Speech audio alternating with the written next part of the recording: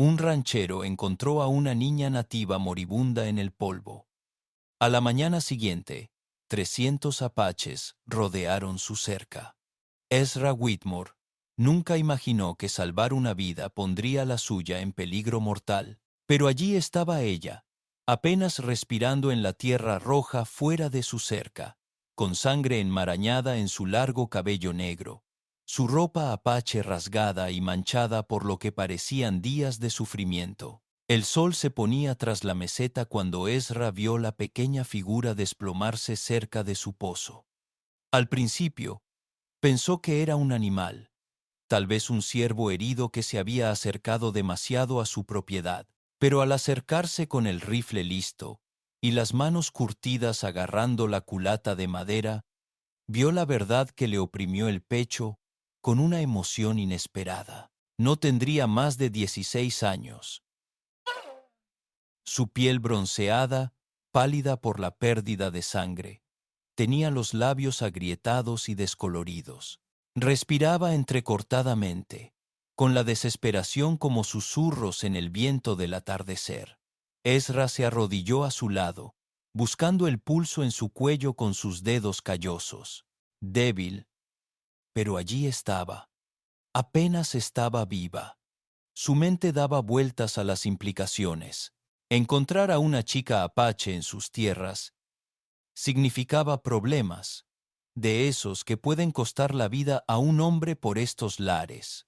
Las guerras territoriales habían despertado la sospecha, todos dispuestos a disparar primero y preguntar después. Pero al ver su rostro, tan joven y vulnerable, Ezra sintió algo que no había experimentado en años, la fuerza de la compasión humana pura. Ella se movió ligeramente cuando él le tocó el hombro. Sus ojos oscuros se abrieron de golpe un instante. En ese breve instante, vio miedo mezclado con algo más. Esperanza, tal vez, o simplemente la desesperada voluntad de vivir. Sus labios se movieron, formando palabras en apache que él no pudo entender, pero la súplica en su voz fue universal. Ezra tomó su decisión en ese instante. Deslizó los brazos bajo su pequeño cuerpo, sorprendido por lo ligera que se sentía, y la levantó con cuidado. Su cabeza cayó sobre su pecho, mientras la llevaba hacia su cabaña. Su respiración era tan débil que tenía que comprobar constantemente si seguía viva. La cabaña era sencilla, una habitación con chimenea de piedra, mesa de madera y una cama individual, donde Ezra había dormido solo durante los últimos 5 años, desde la muerte de su esposa. La colocó con cuidado sobre la cama y se apresuró a encender la lámpara de aceite y reunir las provisiones que tenía. Un paño limpio, agua de su pozo y la botellita de whisky que guardaba para emergencias. Mientras limpiaba la sangre de sus heridas, cortes en los brazos y un feo corte en la frente, notó algo que le revolvió el estómago. El patrón de los cortes, su ubicación.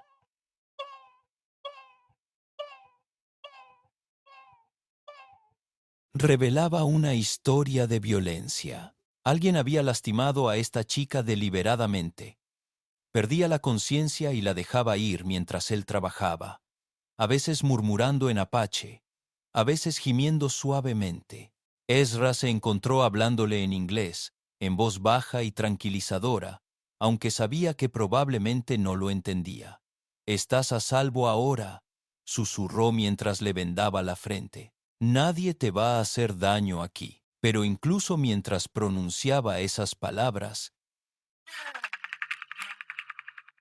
Ezra sintió un escalofrío que le recorrió la espalda. No tenía ni idea de quién era esa chica, de dónde venía, ni quién podría estar buscándola. En esta tierra, acoger a una apache, sobre todo a una joven, podía considerarse un acto de guerra para ambos bandos. A medida que la noche se hacía más profunda y la respiración de la chica finalmente se estabilizaba, al ritmo de un sueño exhausto, Ezra se sentó en su silla de madera junto a la cama, con el rifle sobre las rodillas. Miraba por la pequeña ventana hacia la oscuridad, escuchando cada sonido que el viento traía a través del desierto. Había hecho lo correcto. Estaba seguro de ello. Pero a medida que pasaban las horas y se acercaba la mañana, Ezra no podía evitar la sensación de que su acto de misericordia estaba a punto de traer consecuencias que jamás hubiera imaginado. Algo se acercaba con el amanecer, y cuando llegara, pondría a prueba todo lo que creía sobre la supervivencia, el honor y lo que realmente significaba ser humano en esta tierra implacable. La primera luz pálida del amanecer se filtraba por la ventana de la cabaña cuando Ezra la oyó. Un sonido que le heló la sangre en las venas. Caballos, no uno o dos, sino muchos, con sus cascos resonando contra el duro suelo del desierto como un trueno lejano resonando en las llanuras. Se acercó sigilosamente a la ventana, con cuidado de no despertar a la chica, que seguía durmiendo inquieta en su cama. Lo que vio afuera le hizo apretar el rifle con fuerza hasta que los nudillos se le pusieron blancos. Jinetes emergían de la niebla matutina, sus siluetas se recortaban contra el cielo anaranjado. Guerreros apaches, al menos una docena, que podía contar, y aparecían más a cada minuto. Aún no cargaban ni hacían movimientos agresivos. En cambio, se posicionaban en un amplio círculo alrededor de su propiedad, tras las rocas, en el lecho del arroyo poco profundo y a lo largo de la cresta que dominaba su cabaña. Era un cerco metódico y calculado, del tipo que usaban los guerreros profesionales cuando tenían todo el tiempo del mundo y querían asegurarse de que su objetivo no tuviera a dónde huir. La mente de Ezra corría mientras contaba a los jinetes. 15, 20, 25. Seguían llegando, emergiendo de lugares donde habría jurado que ningún hombre podría esconderse. Para cuando el sol estaba en su apogeo, calculó que al menos 50 guerreros habían tomado posiciones alrededor de su pequeño rancho. Pero se le heló la sangre al darse cuenta de que aún llegaban más. La chica se movió detrás de él, emitiendo un leve gemido de dolor al recobrar la conciencia. Ezra se giró y vio sus ojos oscuros abiertos, de par en par y alertas a pesar de sus heridas. Intentó incorporarse. Hizo una mueca de dolor, pero logró incorporarse apoyándose en los codos. Al ver su rostro, habló en apache, con voz urgente y preocupada. «No lo entiendo», dijo Ezra en voz baja, manteniendo la voz serena a pesar del miedo que le roía el pecho. «Pero creo que necesitas ver esto». La ayudó a ponerse de pie, sosteniéndola mientras se tambaleaba. Juntos, se acercaron a la ventana. En cuanto vio a los guerreros afuera, palideció y dijo algo en apache que sonó como una oración o una maldición. Entonces miró a Ezra con una expresión que él no pudo descifrar. En parte gratitud, en parte terror, en parte algo completamente distinto. Se señaló a sí misma y dijo con claridad: «Ayana». Luego señaló hacia afuera y pronunció una palabra que le revolvió el estómago a Ezra. «Padre». Todo empezó a encajar con una claridad aterradora. No era una chica apache cualquiera la que había rescatado. Se trataba de alguien importante. Alguien cuya desaparición había movilizado a lo que parecía una partida de guerra entera. Y ahora la habían encontrado, en su camarote, bajo su cuidado. Ayana se acercó a la ventana, con la mano herida presionada contra el cristal. Habló rápidamente en apache, y aunque Ezra no entendía sus palabras, percibía la desesperación en su voz. Ella intentaba decirle algo crucial, algo que podría marcar la diferencia entre la vida y la muerte. Afuera, el número de guerreros seguía creciendo. Ezra contó 60, luego 70, y luego dejó de contar por completo al ver aparecer más jinetes en las colinas lejanas. Ya no solo rodeaban su propiedad, lo rodeaban con una fuerza abrumadora que hacía imposible escapar y suicida la resistencia. Un nuevo sonido llegó a sus oídos, el rítmico redoble de tambores, profundo y resonante, que se extendía por el aire del desierto como un latido. El sonido parecía provenir de todas partes a la vez, resonando en las rocas y mesetas, hasta que sintió como si la tierra misma latiera amenazante. Ayana lo agarró del brazo de repente, clavándole los dedos en la manga con una fuerza sorprendente. Señaló una figura a caballo que acababa de aparecer en la cima, justo frente a la cabaña. Incluso a esa distancia, Ezra pudo ver que este guerrero era diferente a los demás. Mayor, más distinguido, con un elaborado tocado y un porte que denotaba autoridad y mando. «Padre», susurró Ayana de nuevo, y esta vez no cabía duda de la mezcla de amor y miedo en su voz. El jefe, pues eso era claramente lo que era, levantó la mano y los tambores cesaron al instante. El silencio que siguió fue, de alguna manera, más aterrador que los tambores. Era el silencio de los depredadores esperando el momento perfecto para atacar. De un juicio que se sopesaba en la balanza, Ezra comprendió con creciente horror que estaba atrapado en una situación que jamás podría haber anticipado. Había salvado la vida de lo que parecía ser la hija de un jefe, y ahora ese jefe había llegado con lo que parecía ser la mitad de la nación apache, ya sea para recuperarla o para vengarse de lo que le hubiera sucedido. El sol de la mañana ascendía, pero en lugar de traer calor, solo iluminaba con más claridad las enormes dificultades que tenía en su contra. Los guerreros seguían llegando, tomando posiciones con la paciencia de los hombres, que sabían que tenían todas las ventajas. Según sus cálculos aproximados, debía haber cerca de 100 combatientes rodeando su pequeño rancho, tal vez más. Ayana se volvió hacia él. Sus ojos oscuros reflejaban una urgencia indescriptible. Hablaba rápidamente en apache, señalando entre ella, los guerreros afuera y el propio Ezra. Lo que fuera que intentara decirle, era importante, quizás lo más importante que dirían jamás. Pero Ezra solo pudo negar con la cabeza con impotencia. La barrera del idioma parecía un muro infranqueable entre ellos.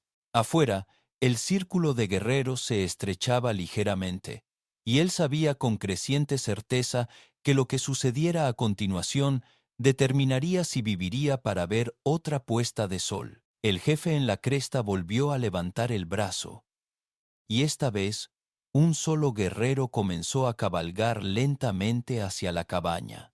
Ezra observó por la ventana cómo se acercaba el hombre, notando su paso pausado, la forma en que sostenía sus armas con soltura, pero siempre listo. Esto no fue un ataque, fue un mensaje.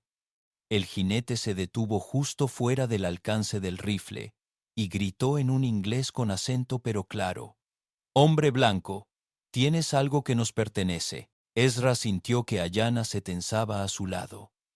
Volvió a agarrarlo del brazo, hablando rápidamente en apache, con la voz llena de lo que parecían advertencias. Señalaba a los guerreros afuera, luego a sí misma, y luego hacía gestos que Ezra no podía interpretar, pero que claramente significaban peligro. «Envía a la chica», continuó el guerrero. Su voz se oía con claridad en el aire del desierto. «Envíala ahora, y quizá vivas para ver otro día». Ezra miró a Ayana, cuyo rostro se había vuelto pálido. Negaba con la cabeza frenéticamente, con lágrimas comenzando a formarse en sus ojos oscuros. Lo que sea que le haya pasado antes de desplomarse fuera de su cerca, le aterraba volver a enfrentarlo. «No te entiendo», le susurró Ezra, «pero veo que tienes miedo. ¿Qué te hicieron?» Se levantó la manga de su vestido roto, revelando más cortes que él había limpiado la noche anterior. Pero ahora A plena luz del día, pudo ver lo que se había perdido en la oscuridad. Los cortes no eran aleatorios, formaban patrones, marcas deliberadas que parecían casi ceremoniales. Alguien la había estado torturando, metódicamente y con un propósito. El jinete afuera se impacientó. «Tienes un minuto, hombre blanco. Un minuto para enviarla o nos la llevamos y dejamos tus huesos para los buitres». Ezra se dirigió a su armero, sacando su segundo rifle y una caja de municiones. Si esto iba a terminar en violencia, no se rendiría sin luchar. Pero incluso mientras revisaba las armas, sabía que era inútil. 2 rifles contra 100 guerreros no era una lucha en absoluto. Era un suicidio. Jaisana lo observó preparar las armas e hizo algo que lo sorprendió. Se acercó al armero y cogió una pistola pequeña del estante, examinándola con la soltura de quien sabe de armas de fuego. Al ver su mirada inquisitiva, se señaló a sí misma y dijo en un inglés mal hablado. Las sencillas palabras impactaron a Ezra como un golpe físico. Esta joven, herida y sin ninguna ayuda, estaba lista para plantar cara y luchar junto a una desconocida que le había mostrado su bondad. El coraje en sus ojos era humillante y desgarrador a la vez. Afuera, el guerrero se agitaba cada vez más. Se acabó el tiempo. Hombre blanco. Última oportunidad, pero entonces ocurrió algo inesperado. Otro jinete apareció en la cresta, más joven que el jefe, pero claramente alguien importante. Galopó hacia el primer guerrero, y Ezra pudo oírlos discutir en apache a toda velocidad. Sus voces se oían con claridad, aunque no las entendía. Ayana se quedó inmóvil de repente, con la mirada fija en el recién llegado. Susurró algo en apache que sonaba como un nombre. Y por primera vez desde que despertó, su expresión no reflejaba miedo, sino esperanza. El joven guerrero interrumpió la discusión y se acercó a la cabaña más de lo que nadie se había atrevido hasta entonces. Cuando llamó, su voz era diferente, urgente, casi suplicante.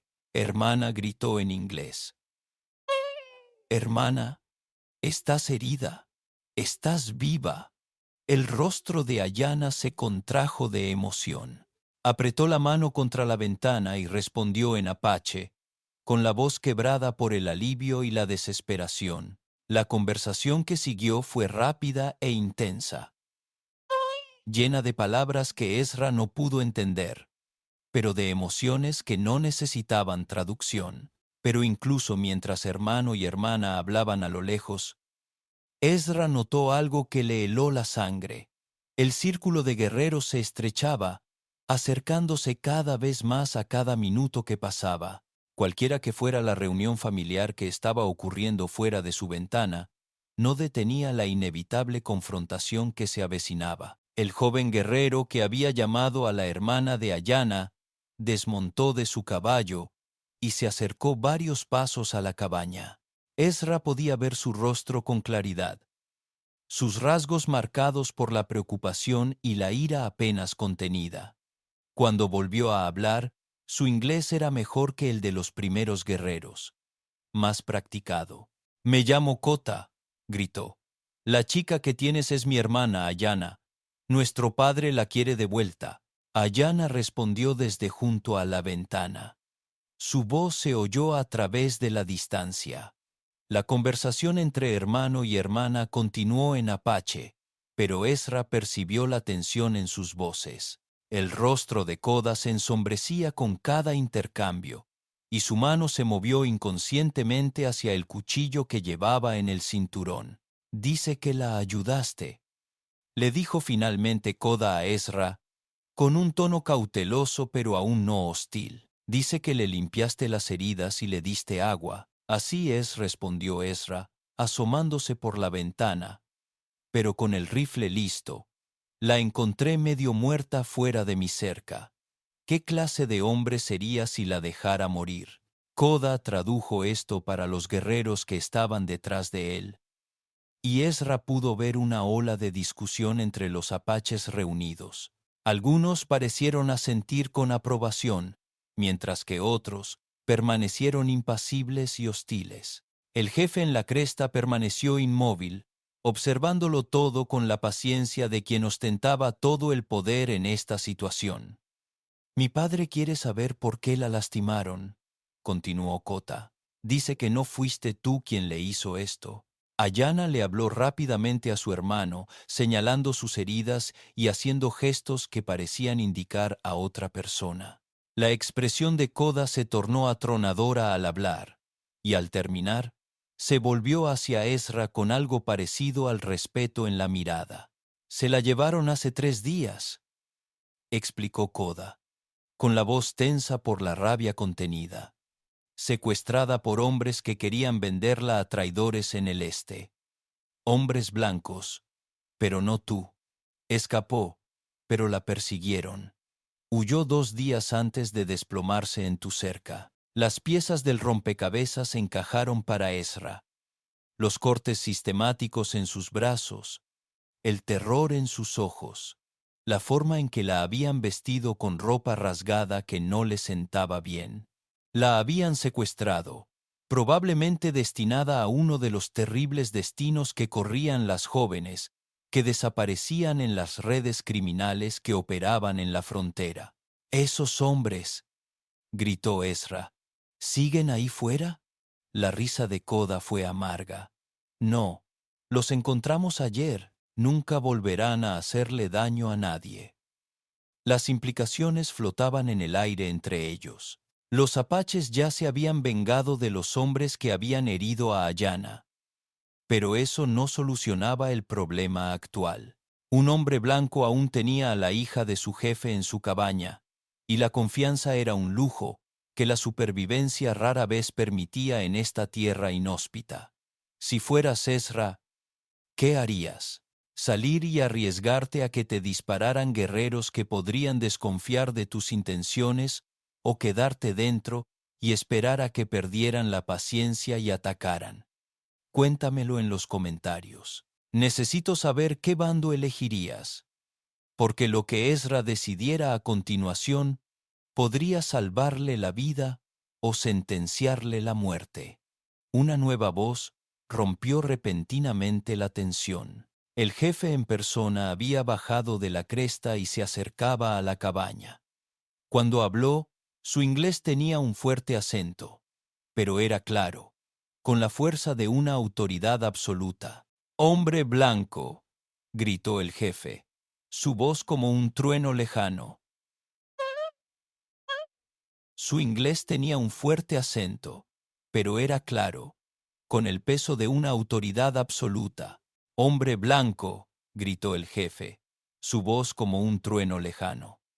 «Soy Nal Nish, jefe guerrero de los apaches chiricahuas. La niña es mi hija, sangre de mi sangre. Me la devolverás ahora». No había duda en su voz. No había margen para la negociación. Era la orden de un hombre acostumbrado a ser obedecido sin vacilar. Pero también había algo más en su tono. No la furia que Ezra esperaba, sino una especie de control cuidadoso, como si el jefe estuviera sopesando sus opciones, en lugar de simplemente prepararse para atacar. Ayana se pegó a la ventana, llamando a su padre en apache. Su voz era urgente, suplicante, y Ezra la oía mencionar su nombre repetidamente. Fuera lo que fuese lo que le decía al jefe, era evidente que se refería a él y a lo que había hecho por ella. El jefe Nalnish escuchó las palabras de su hija. Su rostro curtido no mostraba ninguna emoción. Cuando ella terminó de hablar, guardó silencio un largo rato, reflexionando. Todo el círculo de guerreros parecía contener la respiración, esperando la decisión de su líder. «Dice que le salvaste la vida», dijo finalmente el jefe, con la mirada fija en Ezra. «Dice que no pediste nada a cambio, que no esperabas nada. Así no son la mayoría de los hombres blancos. Son los de cualquier persona decente. respondió Ezra, sorprendido por la firmeza de su propia voz. Tu hija se moría. No podía permitirlo. El jefe lo observó durante otro largo instante. Y en ese silencio, Ezra sintió el peso de la atención de 100 guerreros fijada en él como el calor del sol a través de una lupa. Una palabra equivocada, un gesto que pudiera malinterpretarse, y esto acabaría en sangre. Pero entonces el jefe Nalnish hizo algo inesperado. Desmontó de su caballo y comenzó a caminar lentamente hacia la cabaña, con las manos visibles y vacías de armas. Era un gesto de confianza, o la seguridad de un hombre que sabía que podía matar con las manos desnudas si era necesario. El jefe Nelnish se detuvo a solo 3 metros de la puerta de la cabaña, lo suficientemente cerca como para que Ezra pudiera ver las intrincadas cicatrices en su rostro y los hilos plateados entretejidos en su larga cabellera negra. Este era un hombre que había presenciado décadas de guerra, cuya sola presencia inspiraba respeto y miedo a partes iguales. Sal, dijo el jefe simplemente. Trae a mi hija. Hablaremos como hombres. Ezra sintió que el corazón le latía con fuerza. Su instinto le decía que salir significaba la muerte, que lo abatirían en cuanto apareciera, pero Ayanna lo miraba con esos ojos oscuros, y en ellos vio algo que lo decidió: confianza. Ella confiaba en que haría lo correcto, aunque le costara todo. Quédate cerca de mí, le murmuró a Ayanna mientras se dirigía a la puerta. Ella asintió, aún agarrando la pequeña pistola, pero manteniéndola baja y discreta. La puerta se abrió con un crujido anormalmente fuerte en el silencio del desierto. Ezra salió primero, con el rifle listo, pero sin apuntar a nadie en particular. Ayanna lo siguió, pegada a su hombro, con la mirada fija en su padre. En cuanto el jefe Nalnish vio con claridad a su hija, su serenidad se desvaneció por un instante. Ezra vislumbró la angustia paternal mientras el jefe observaba sus heridas vendadas, su ropa rasgada, cómo se apoyaba el lado izquierdo, donde había tenido los cortes más graves. Pero la expresión desapareció en un instante, reemplazada por el rostro pétreo de un líder guerrero. «Ayanna», dijo el jefe, y su voz era más suave de lo que Ezra esperaba. «Mi hija». Corrió hacia él entonces, cruzando la distancia que los separaba con pasos rápidos y cojeando. Al llegar junto a su padre, no se arrojó a sus brazos como Ezra esperaba. En cambio, se detuvo justo fuera de su alcance y comenzó a hablar rápidamente en apache, señalando a Ezra y sus vendajes. El jefe Nalnish escuchó sin interrumpir, mirando ocasionalmente a Ezra mientras Ayanna hablaba. Cuando terminó, él le hizo varias preguntas en apache, con un tono cuidadoso y mesurado. Sus respuestas parecieron satisfacerlo, pues la tensión desapareció de sus hombros. «Me dice que le limpiaste las heridas con whisky», le dijo el jefe a Ezra, «que le diste tu propia cama mientras dormías en una silla, que le hablaste con cariño aunque no entendiera tus palabras. Cualquier hombre habría hecho lo mismo», respondió Ezra, aunque no estaba seguro de si era cierto. «No», dijo el jefe Nalnish con firmeza. «Muchos hombres no lo harían. Muchos hombres blancos lo habrían hecho».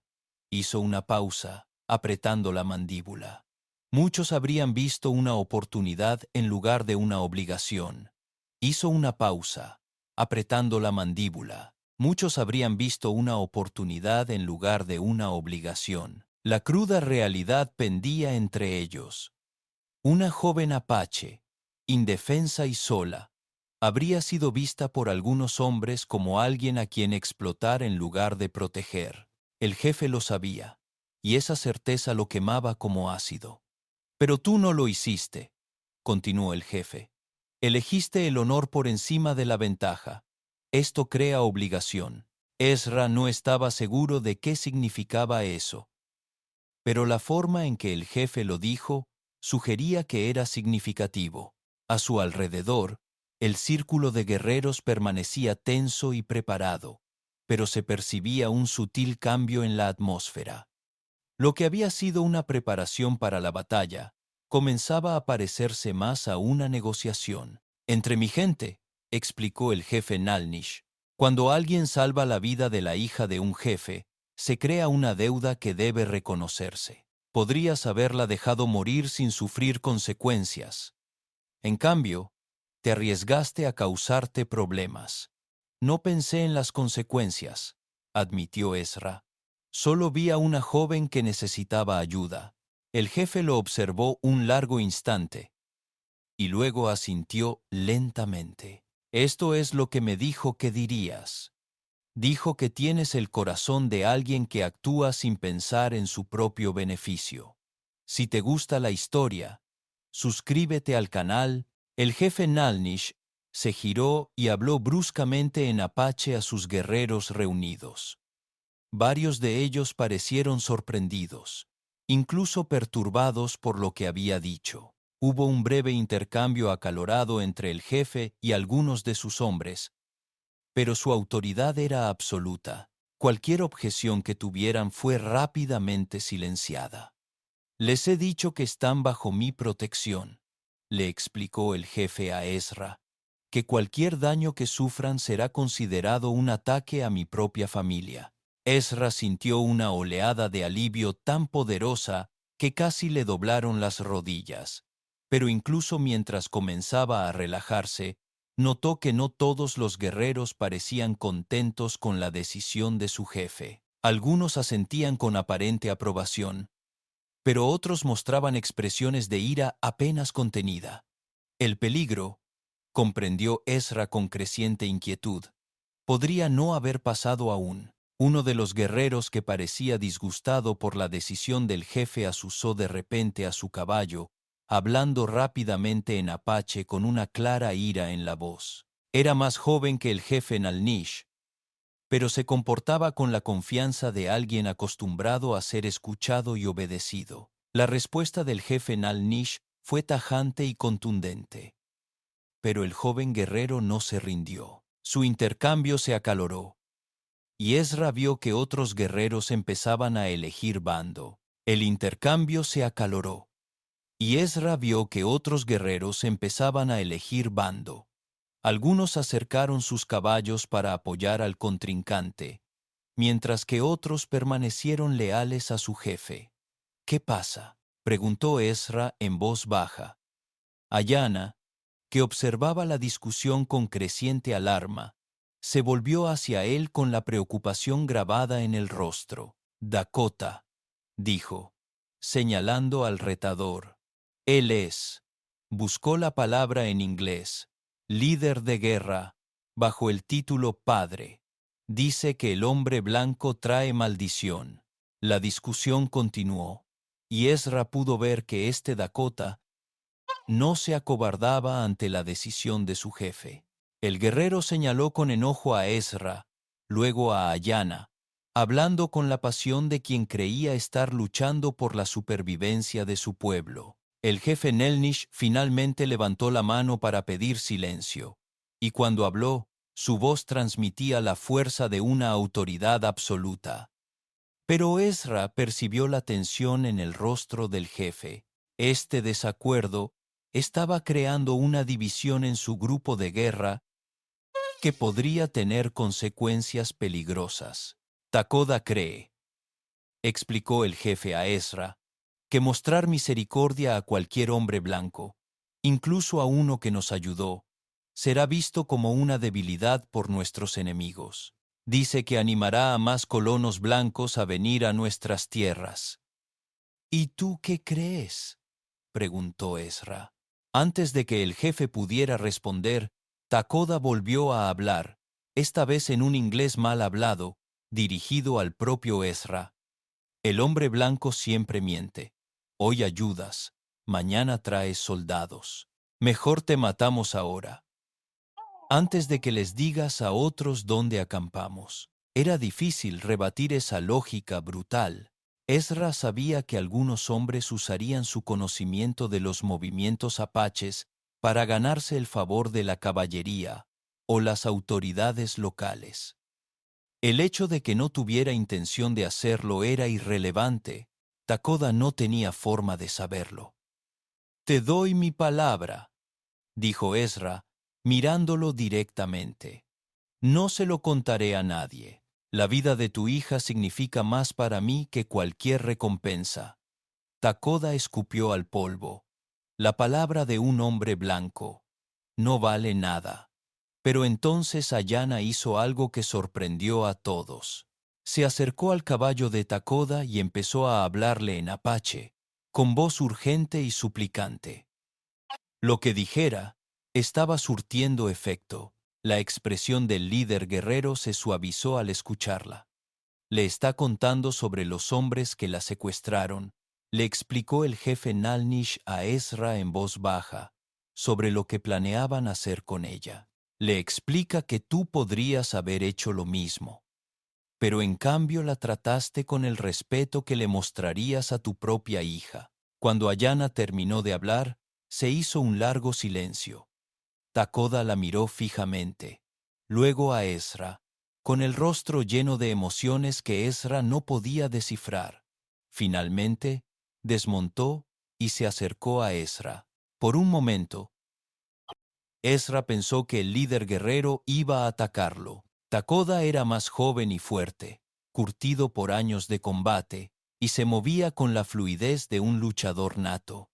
Pero en lugar de golpear, se detuvo a un brazo de distancia y observó atentamente el rostro de Ezra.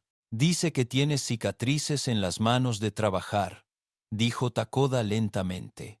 «No son las manos suaves de un hombre que toma lo que quiere, sino las manos trabajadoras de un hombre que se gana lo que tiene». Ezra bajó la mirada hacia sus palmas callosas, marcadas por años de trabajo en el rancho, construcción de cercas y labor honesta. Nunca las había considerado particularmente significativas, pero comprendía cómo podrían contar una historia a alguien que supiera interpretar esas señales. «También dice», continuó Dakota, «que tienes la imagen de una mujer en la mesa de tu casa. Mujer muerta», piensa. «Entiendes la pérdida como nosotros la entendemos». La mención de la fotografía de su esposa golpeó a Ezra como un puñetazo. Había olvidado que Ayana la habría visto durante la noche, y se preguntó qué más habría observado sobre su vida mientras dormía en la silla a su lado. Takoda retrocedió y habló brevemente en apache con el jefe Nalnish.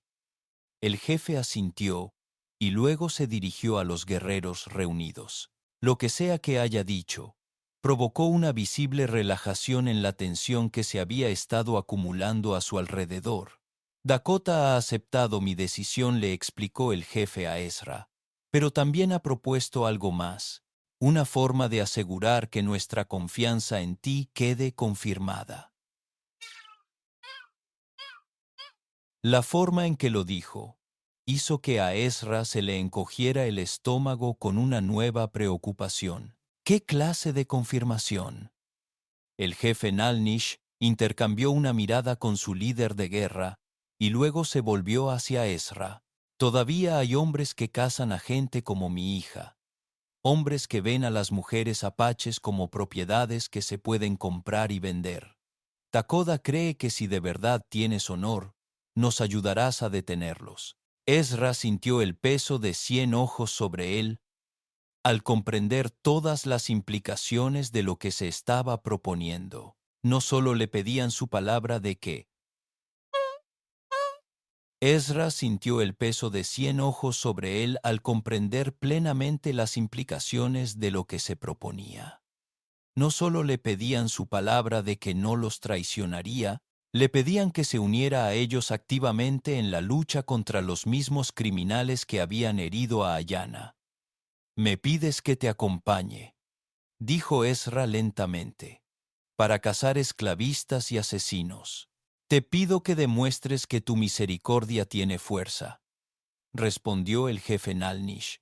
que no eres solo un ingenuo de corazón blando que se dejará engañar fácilmente. El desafío flotaba en el aire entre ellos, y Ezra comprendió que esta era la verdadera prueba. Salvar a Ayanna había sido instintivo, pero esto sería una decisión deliberada de cruzar límites infranqueables.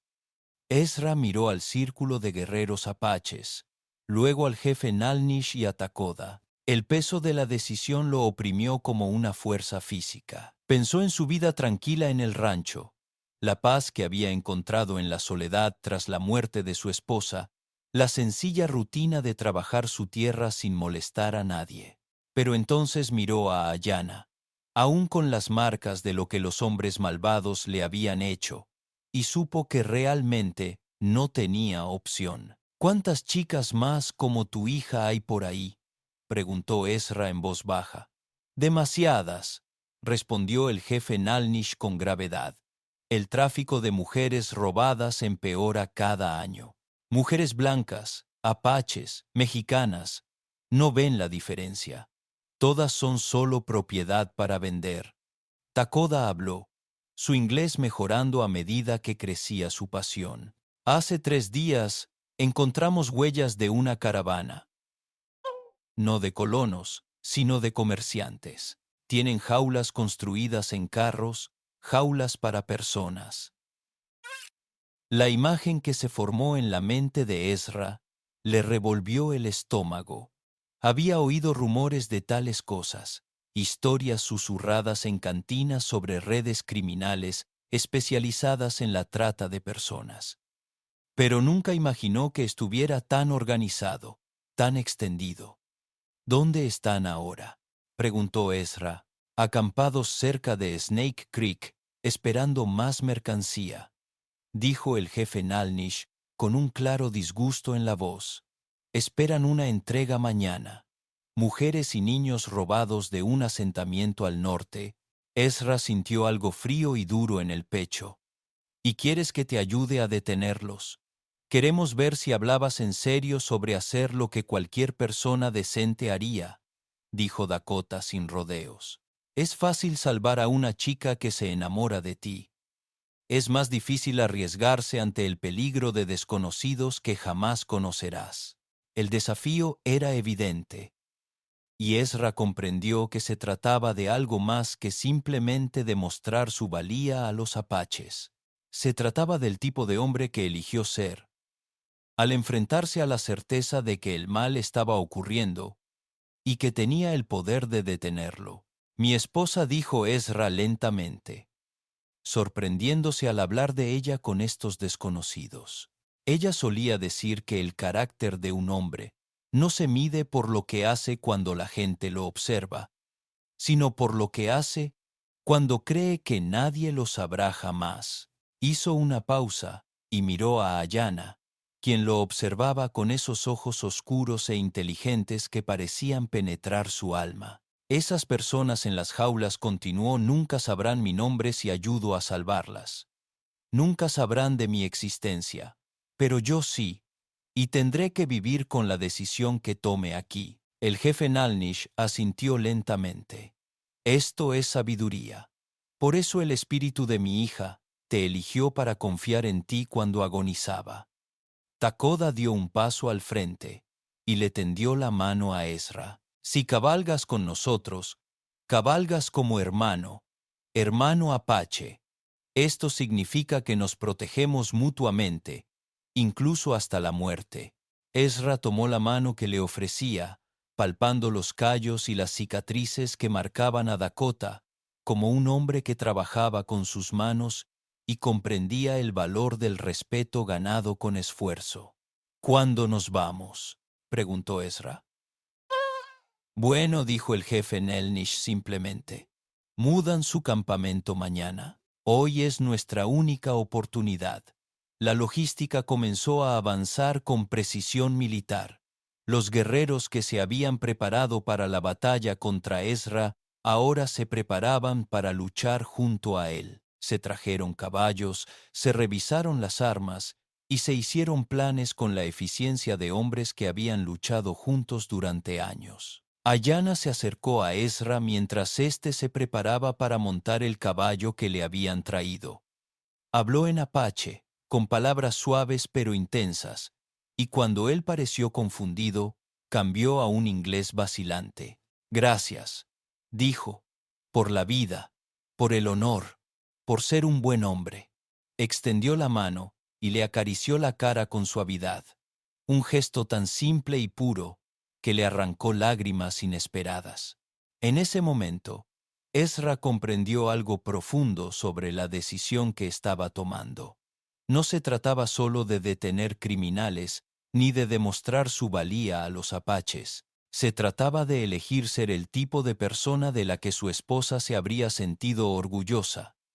El tipo de hombre que no le daba la espalda al sufrimiento cuando tenía el poder de acabar con él. Mientras la partida de guerra se preparaba para cabalgar hacia Snake Creek, Ezra sintió que lo último de su antigua vida tranquila se desvanecía tras él. Pasara lo que pasara en las próximas horas, nunca volvería a ser el mismo hombre que encontró a una niña moribunda fuera de su cerca. El viaje a Snake Creek tomó 3 horas a través de un terreno que parecía intransitable, pero los guerreros apaches avanzaron como agua que fluye cuesta abajo, encontrando senderos donde Ezra solo veía rocas y matorrales intransitables. Cabalgaron en completo silencio, comunicándose mediante señales manuales que denotaban años de guerra coordinada. Al coronar la última cresta que dominaba el campamento de los esclavistas, Ezra sintió que se le helaba la sangre.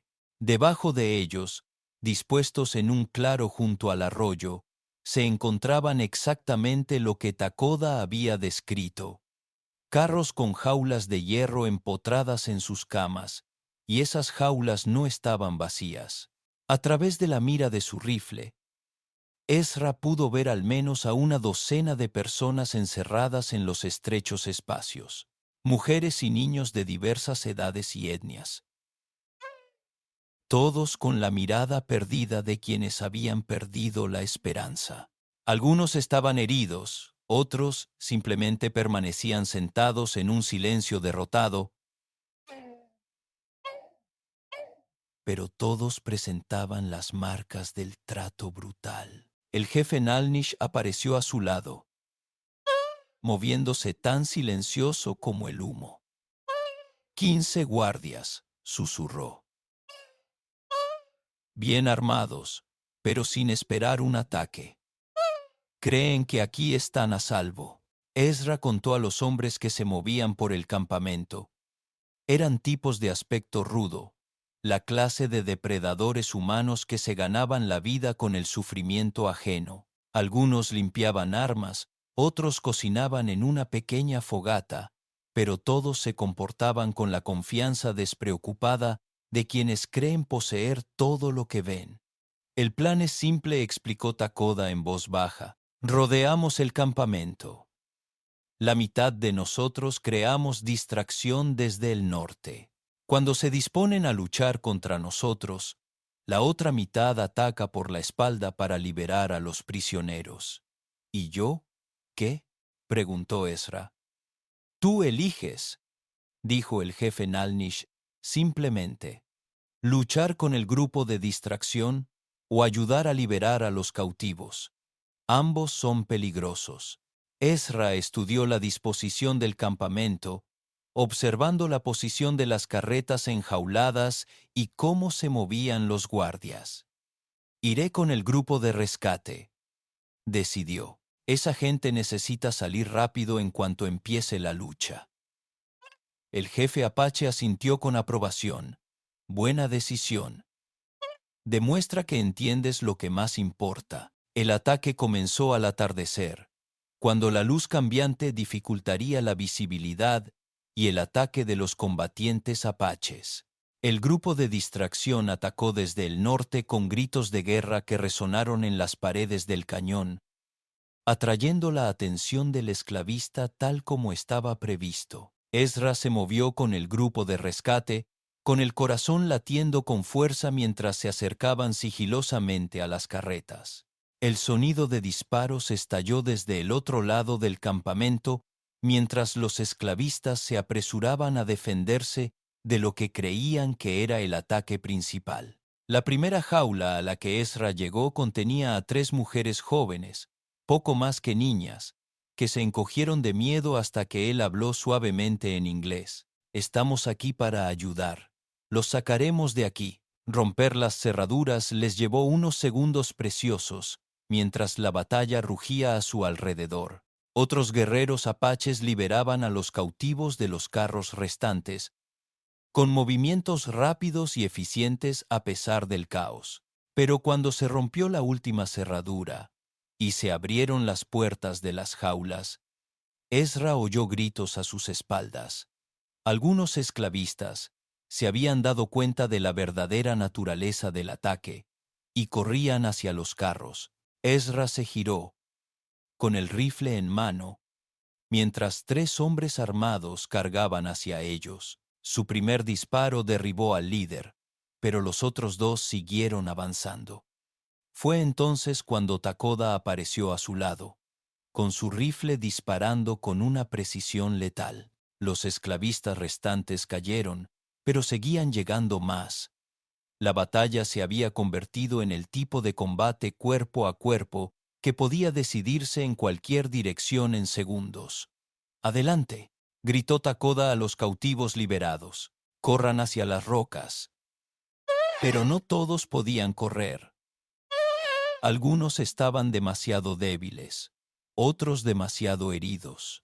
Ezra se encontró cargando a medias a una joven mexicana que apenas podía caminar, mientras los guerreros apaches les cubrían la retirada con fuego. La lucha continuó durante 10 minutos más, pero el resultado nunca fue realmente la retirada. La lucha continuó durante otros 10 minutos, pero el resultado nunca estuvo en duda.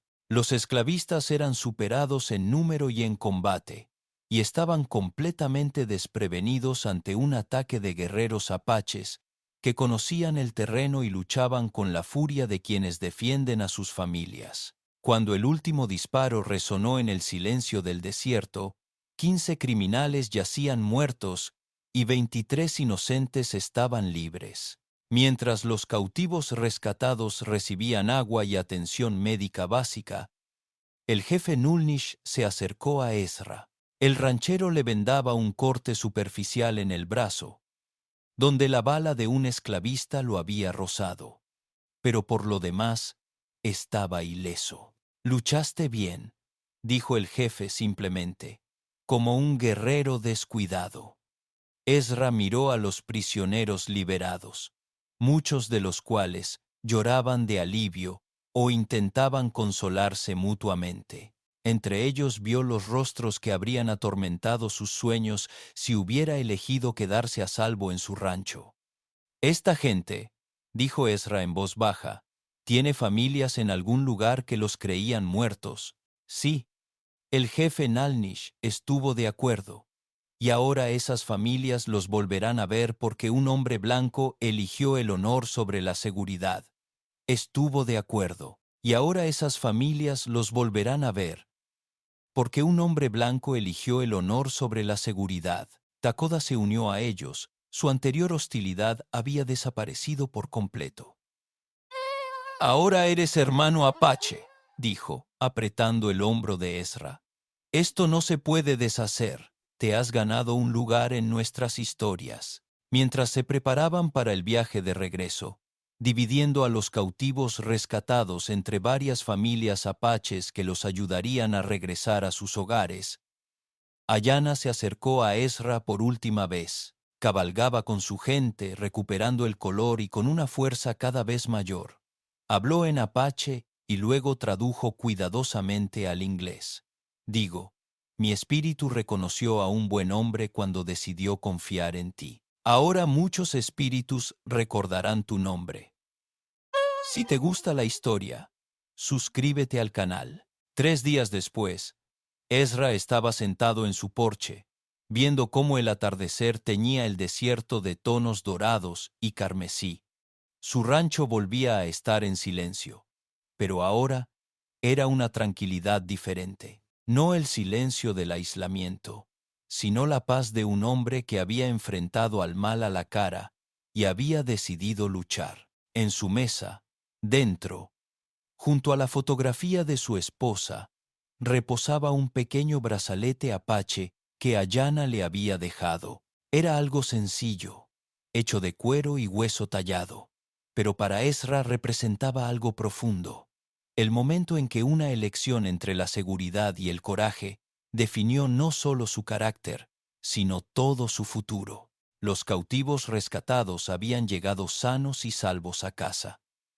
La red de esclavistas en esa parte del territorio se había desmantelado, al menos por ahora, y en algún lugar lejano, el jefe Nalnish y su gente continuaron su lucha para proteger a los inocentes de quienes los acosaban. Ezra había regresado a su vida tranquila, pero ya no era el mismo hombre que encontró a una niña moribunda fuera de su cerca. Él era alguien que había descubierto que, a veces, las decisiones más importantes que tomamos son las que nos obligan a arriesgarlo todo por personas que nunca volveremos a ver. Y cuando llegara la siguiente prueba, como él sabía que eventualmente sucedería.